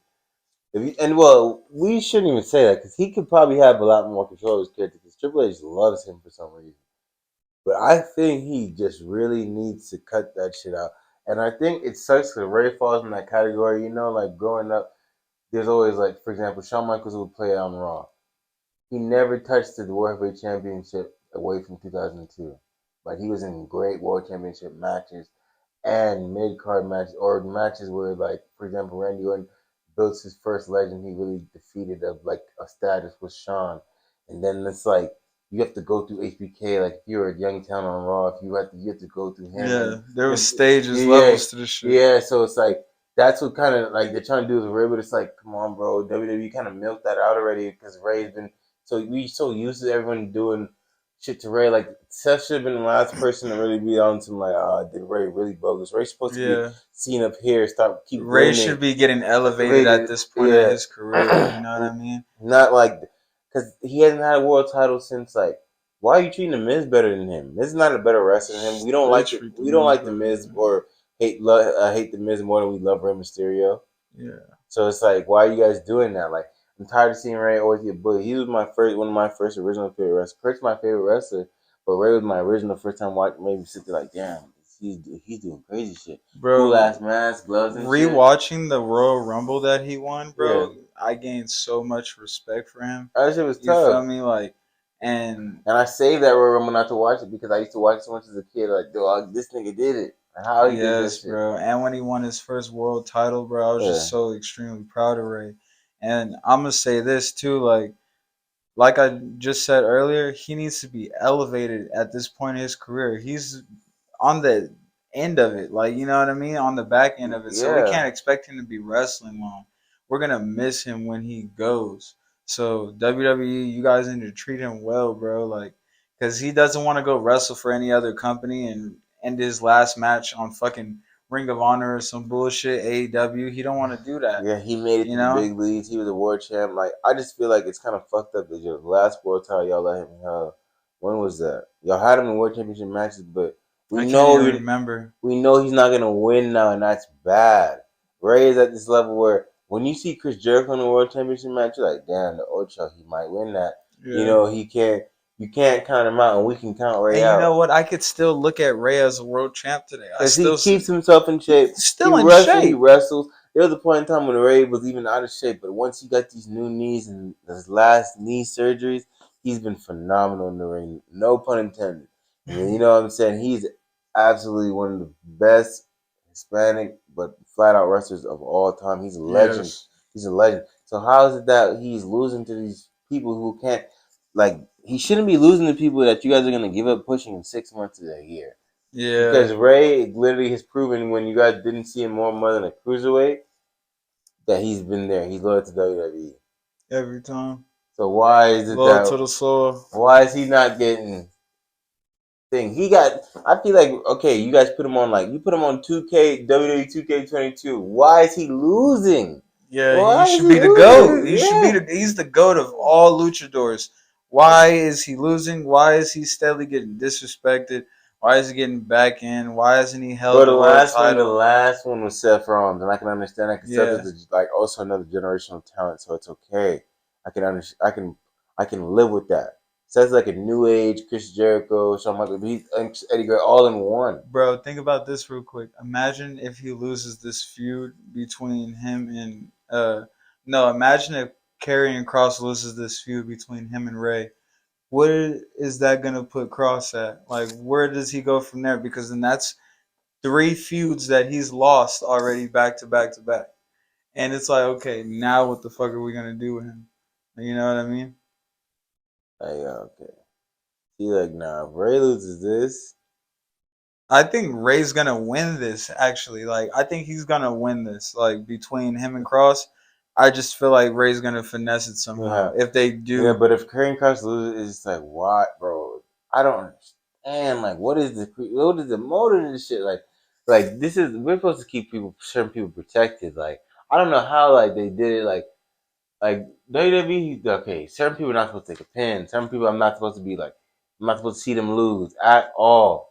Like, and if they do lose, it's not because they got pinned, not even a distraction finish, not nothing. It was a count out. It was he forfeited because someone attacked him backstage.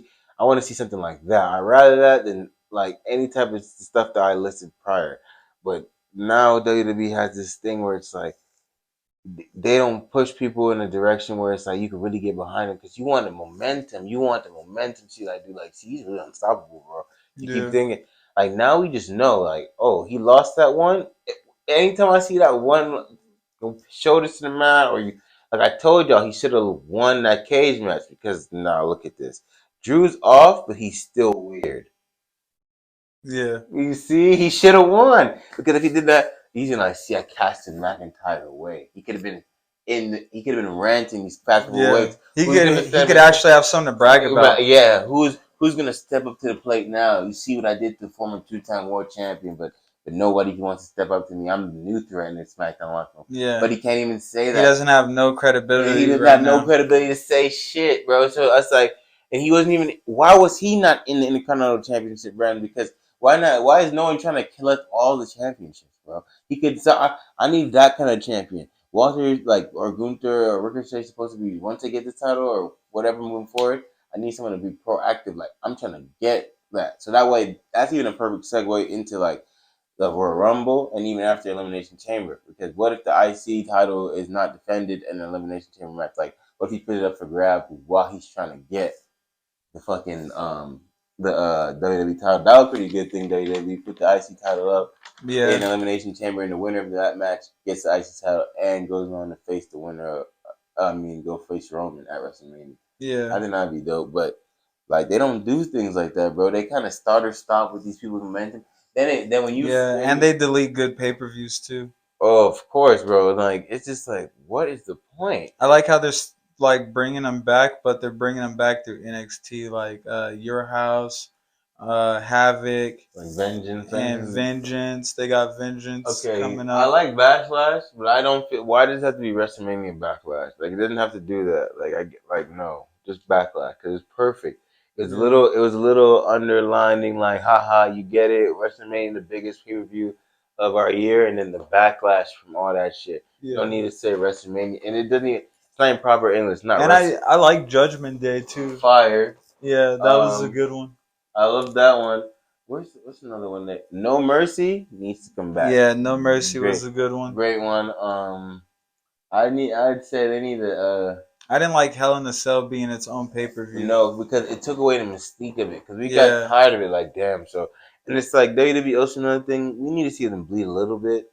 It's like perfect example. The Hell in a Cell 2006, the DX, fire. I feel like there was blood. I want them to bleed, but I want them to not like John bleed Moxley for real. Yeah. No, like just like John Moxley, because that was real. He got his shit kicked and split. Yeah. We're gonna talk about that in a little bit, but like I like that type of that wasn't planned. That nigga's busted open. Like that's what we need when it comes to those type of matches. But yeah, those Hell in a Cell matches do get dull. I just don't want them to do the fake shit that they used to do back in the day with the fucking fake blood capsules or whatever. No, I don't like that. When I said, and I want to just clarify. When I said not like John Moxley, his is kind of profuse and intense. Sometimes he just be all the time. But that shit real. But it's like, hey, finding a real blood spewer like that is like hard to find though. Like that can actually wrestle, put on a good match, and bleed out. Like that's why Ric Flair was the GOAT. Woo! Crimson Mask, bro. Oh Crimson Mask every time. Walk out with the red face every time, like somebody painted his face. I also, so you think? Do you see Karrion Kross winning any title within the next year? No. What title? Not a tag team title. And you guys need, not 24/7 title. I think you know what the problem is with this shit too. They need to stop trying to like make these people trying to be like, oh, I'm a main eventer right away. Like it's like, yeah, you have the fucking clout. Yeah, you branched in NXT and you were a main event and you won all the titles there. But when you come to the main roster, you're supposed to be trying to step on somebody with a title and show them that, damn, they weren't even up to par. They've been not up to par. So that way, the title already like whoever takes that shit from you, it's like, damn, you see, I beat him and he's the WWE champ now. So you know I'm next in line. Like shit like that. I don't the pecking order is all fucked up. Yeah, I don't like how they're not giving. I don't feel like NXT gets enough credit as a main roster. You know what I mean? I feel like WWE needs to stop treating the superstars that come from NXT as rookies, because that's what they be calling them. We're treating them like, for example, Shotzi. Like they're trying to make it seem like she's not world title material, but she's won titles other places and she's actually has a good background in wrestling. So like they bring them to the main rosters like Raw and SmackDown and try to make it seem like, oh, they're new to wrestling and they haven't been really wrestling that long, or their only wrestling experience is NXT. And I'm like, no, you guys got to stop that, because you're making them lose, and as soon as they come to the main roster, they're on a streak of losing and shit. And we lose interest in that. And then we lose interest in that and them. Like, look at Raquel. Again, we told y'all. She's got brought up from NXT and been losing ever since. She's confused, bro. It's like WWE, you guys gotta realize we're fully committed to supporting y'all. We've been damn near 20, almost leaning towards the 20-year mark that we've been watching you guys. We know what we're talking about. You guys gotta stop digging these holes with these people, because at the end of the day, we do know it's a company, and you can't please everybody and stuff like that.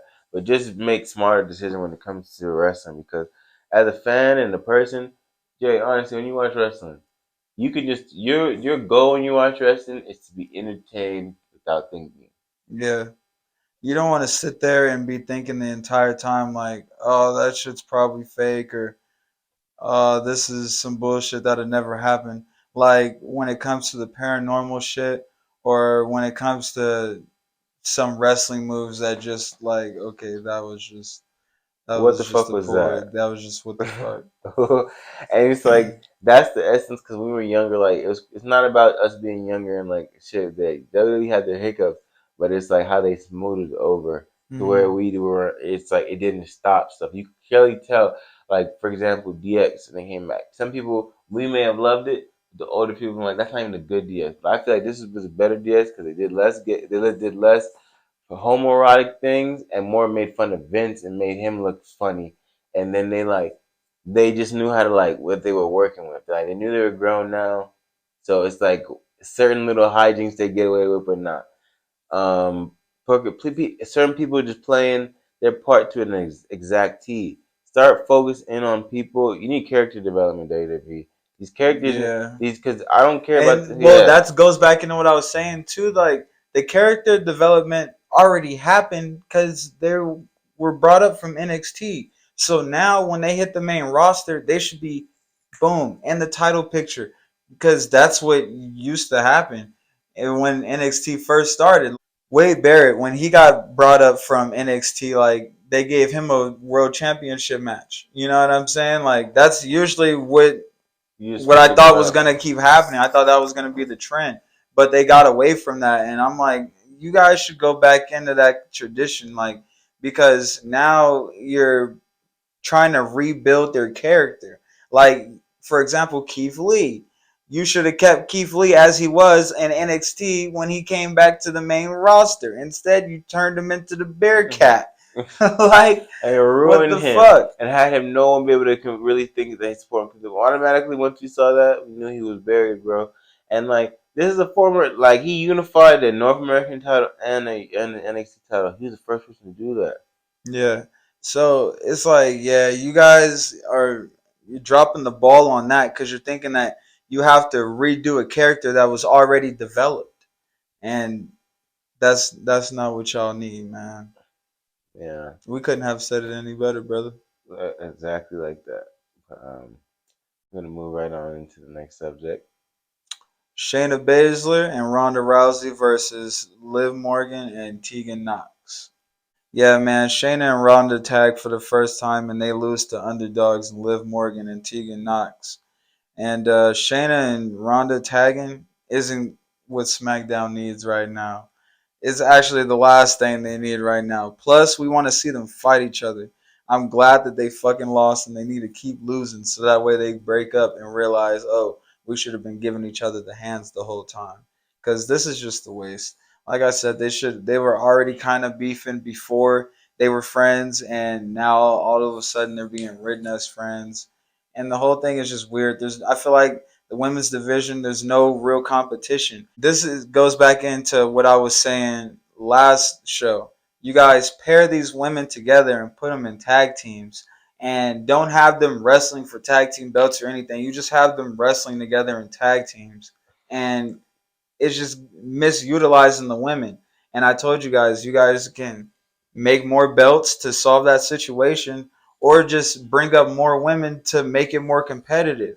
Because this shit, like, yo, Ronda and Shayna fighting the entire women's division, that's OD. They already beaten the women's division both individually.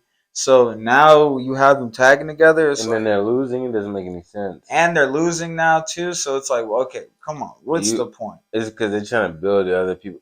Like, no, you guys need to like, focus on the stars, man. I don't go fuck about Liv Morgan. I don't think she's a good wrestler. She is not that. I don't know what you guys are trying to I push got her for. respect for Liv Morgan though, bro. I like what Liv Morgan's doing. She's She's getting there, cool. bro. She's building herself up. Like And I've seen a lot of growth from when she first started Yeah, so now up to her title reign and then up till now, because I feel like the real growth started happening after she lost that belt. Yeah. Like, and I feel like her losing the belt was the best thing for her, honestly, because it's bringing out a different vibe to her. You know what I mean? So I can respect what she's trying to do, in that aspect.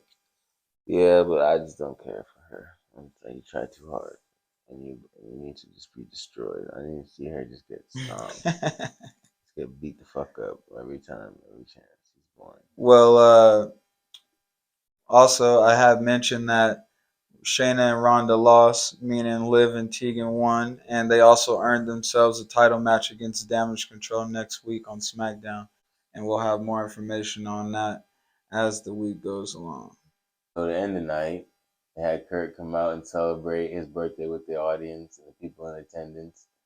And it was a great moment to see Kurt walk out there and just be embraced by everybody. And I thought it was pretty captivating, but it was cut short because the Alpha Academy came out and ruined it because they were upset they weren't able to be in attendance backstage at his private event, which I put emphasis on private.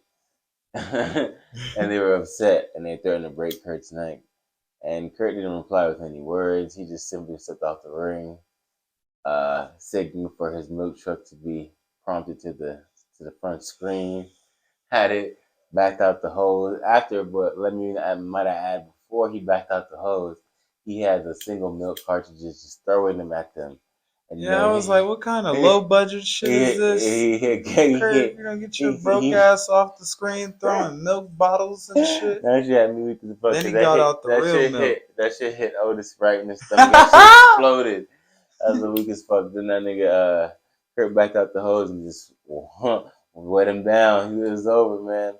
But I thought it was kind of funny. But Michael Cole kind of took away from the segment because within the 30-second time frame, he tried to get in like 10 fucking milk jokes. And it's just like, Michael, get it. Shut the fuck up. I get it. Kurt is signified with milk. Are we real? It's like, why can't it be in it if you know type of thing? Because you don't got to explain it to fucking kids and shit. They don't give a fuck about that. Not at all. You just tripping, but what do you think about the segment? Man, it was a funny ass segment. I thought the entire overall thing was just weird though. I didn't like how they had Jason Angle come back, gave this man Kurt Angle a macaroni thing. I didn't like that.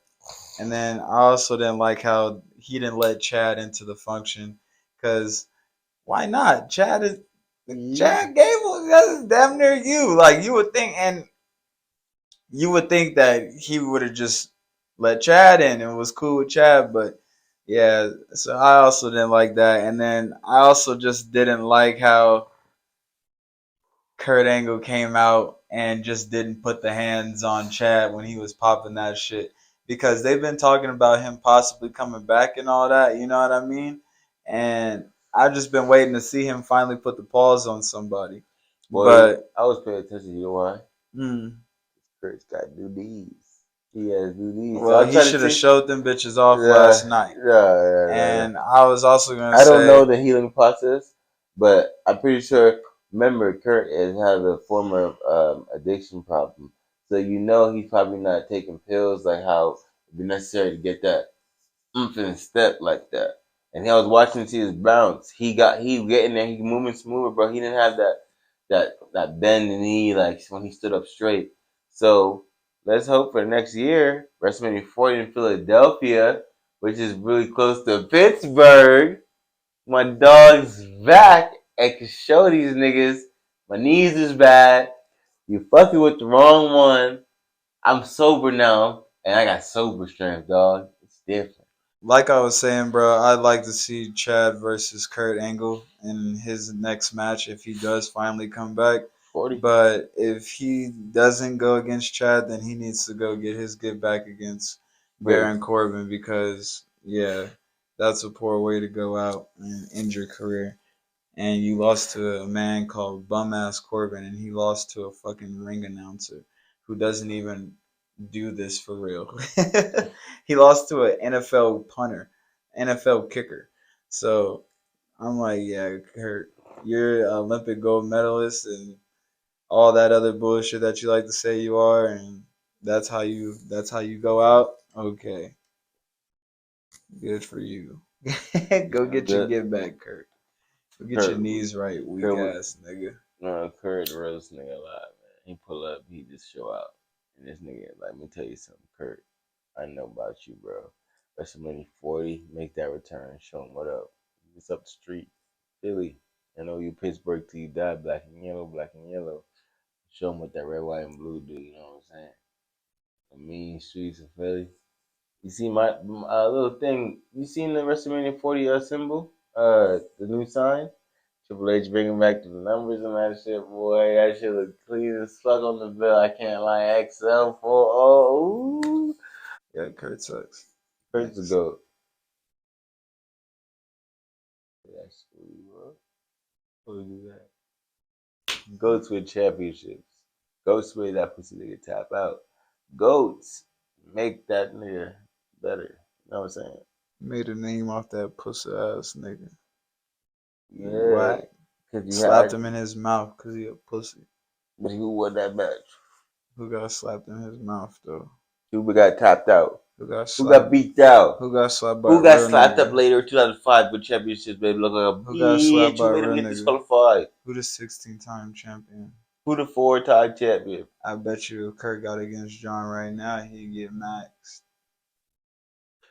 Kurt Say working something. on his knees getting replaced, bro. Yeah, Come on, whatever, bro. nigga. Why you gotta do that? Nigga, even with sturdy knees, he'd still get handled by John Cena Who's today. the first Olympic gold medalist in WWE history? Your mama. Never yet. You know what I'm saying? Kurt the GOAT. Trying to sabotage me.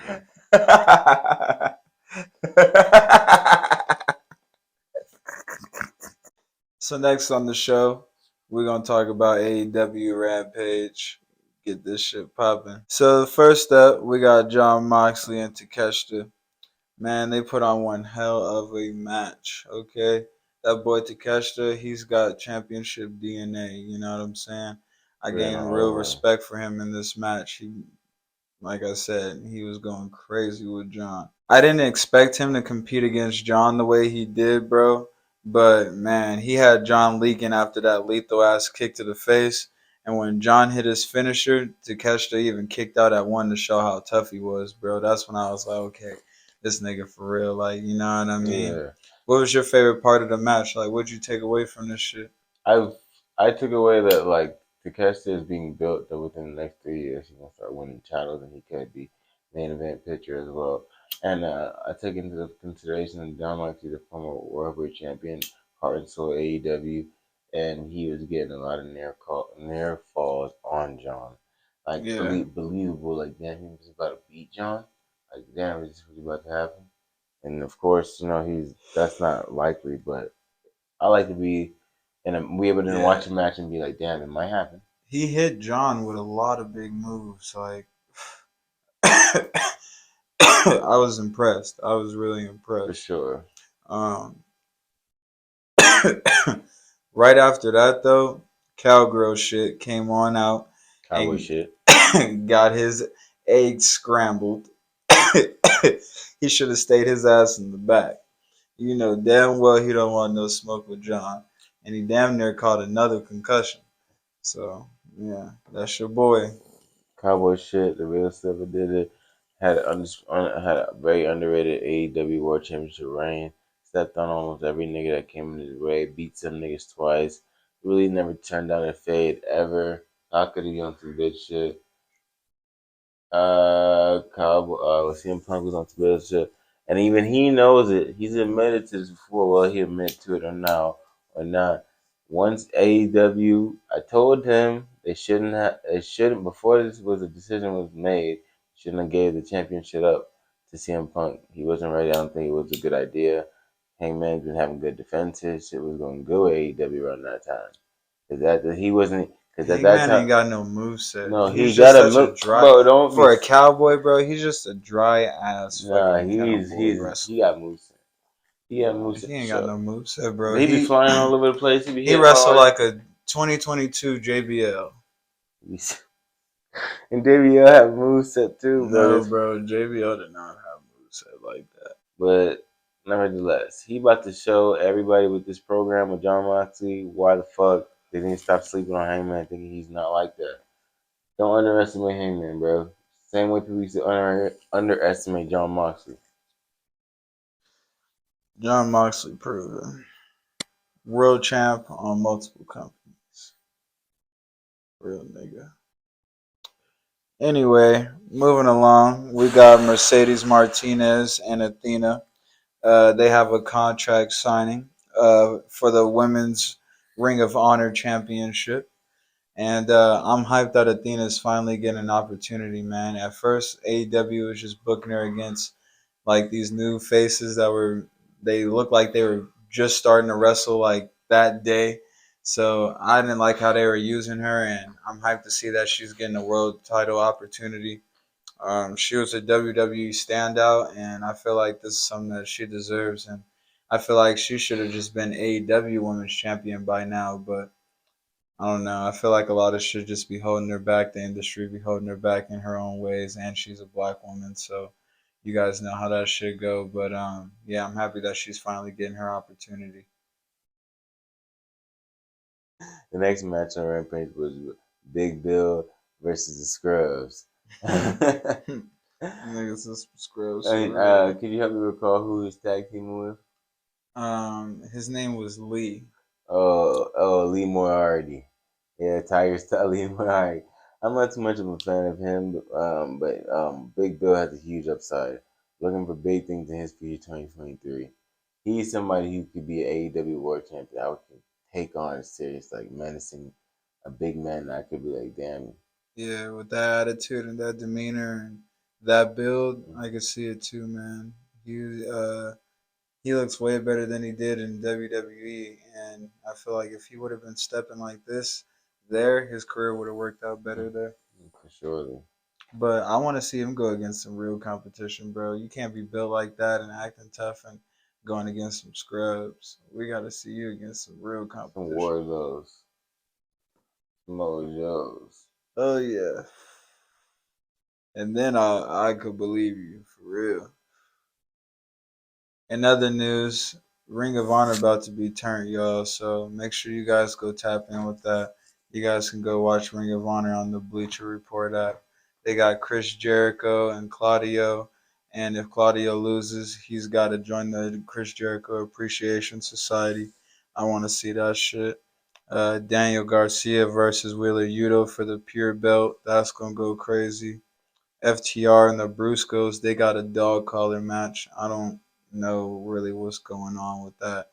But, and as I said before, Athena's getting her world title opportunity. So, again, I'm hyped for her. And you guys go tap in with Ring of Honor, man. That shit look like it's going to be turned right.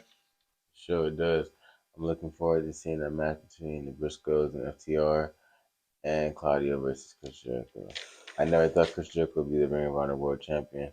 And if he told me what his reign would be like, I wouldn't have guessed it'd be like this big. It was Who do you think is going to win that match? completely entertaining. I'm going my money's on Claudio. Yo, you think Claudio's going to win? Yeah. Okay. I'm going with Kreese. Kreese. Kreese. I'm going with Chris Jericho.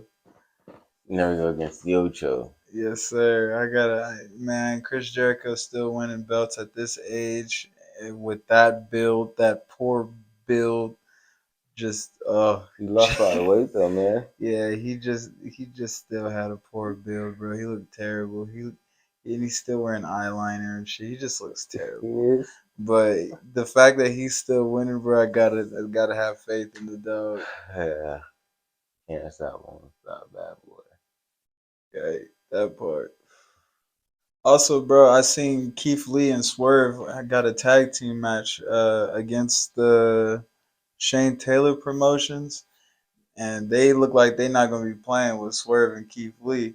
But I didn't expect them to still be tagging after Swerve slapped the shit out of Keith Lee, bro. You got any information on that? Yeah, I feel like that off-screen conversation they had smoothed it over, but I would never let nobody slap me like that. I think I'm gonna be cool with them. But Yeah, that would have been the last tag match. yeah, I think Swerve and I think they're building to him and Keith Lee going against the separate ways a real serious like feud, but AEW don't fall into the trap of just having them feud. I want some championships. These are two young black men who are more than great at wrestling and they can do phenomenal things. So can we let them be a part of championships? Like let's sprinkle some color in the singles division, mid card and a heavyweight, because you guys haven't had a black heavyweight champion yet. I'd love that to be the Keith Lee be the first one. Yeah, man. I like them as a tag team, but this is another group I like separate as singles competitors. You know what I mean? I don't see Swerve's ceiling as high as Keith Lee's, though. I feel like Mm, Swerve is holding Keith Lee back, if anything. So, yeah, I would like to see Keith Lee emerge in the world title picture. for sure. To finish off Rampage, Orange Cassidy defended his All Atlantic Championship versus the opponent of Kip Sabian's choosing. This ended up being Trent Seven. To me, I already knew Orange Cassidy wasn't going to lose this. He's too strong, as in character wise, and can't be matched. And his just demeanor is just like, I don't care who you are. I'm confident in myself that I'm going to whoop your ass, Yes, and sir. that I'll just downplay you because I know you can't beat me. I don't really care about Trent Seven, but I thought it was a great showing for Orange Cassidy. What do you think about him successfully defending his All Atlantic Championship? Man, Orange Cassidy to go. Trent Seven really put up a good fight, though. Ooh, I didn't expect him to put up that type of fight because he looks like Father Time. Like he just looks old as fuck, you know. So it was a interesting to see. That's for sure. It was a good win by Orange Cassidy, man. That's my dog. He the goat. What it was? Ooka, ooka chaka, ooga, ooga. It's ready, bro? Yes, sir. Yeah, man. Overall, I thought the show was pretty decent. I like how they started the show off with John Moxley and Takeshita. I think that really set it off. My overall match review would be a 7 out of 10 because I feel like it could have had better aspects to it. But it's like John Moxley and Tatista starting it off set a great tone, but it's like it kind of dwindled, and then we had to stress it out until we got the Orange Cassidy, and like yesterday main event as well. But I feel like the magnitude and how crazy to catch the match with John Moxley was just like all this blood and high adrenaline. That should have been towards the end of the show. Had me thinking like, had me going to bed thinking about it. You know what I mean? Yes, sir. I give the show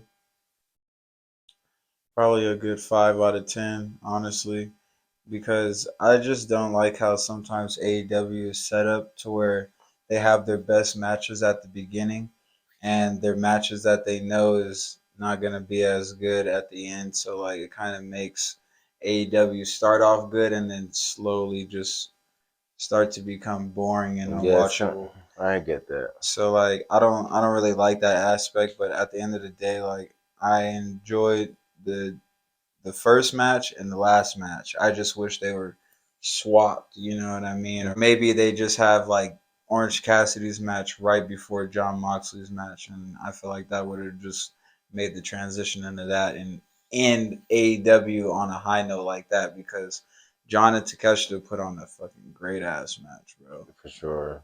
They That was went a main event crazy. worthy match. Yeah, for sure. And I was hyped that John got the win overall in that match because I was like, yeah, bro, you can't go out like that. Like that's why my overall takeaway from that match was John is a tough son of a motherfucking bitch. That's for sure. You can't be stopped. Yeah. I just wanted to end the show by saying God is good all the motherfucking time, yo. Wow. Yes, yes, he is. And without him, none of this is possible. So thank you, God, and thank you guys for watching another episode of Wrestling with Exotics. And please continue to like, comment, and subscribe. Share this shit with the world. And yeah, man, you got anything you want to add, brother? Um, Peace in the Middle East. You know what I'm saying? You know how we bleed. They ain't bleeding right yet. Let them know how you bleed. You know what I'm saying, man? We just trying to make sure everybody knows about this wrestling shit because we one of a kind. But this world is for everybody, and we want them to fully grasp how we see it. But not only that, just look into the business itself. Like wrestling's everywhere. Like you may not look, you may not even realize that wrestling been a part of your childhood from your moment you're born to now. Yes, sir. Get up with us, y'all. Assalamu alaikum. Yeah, so like salam.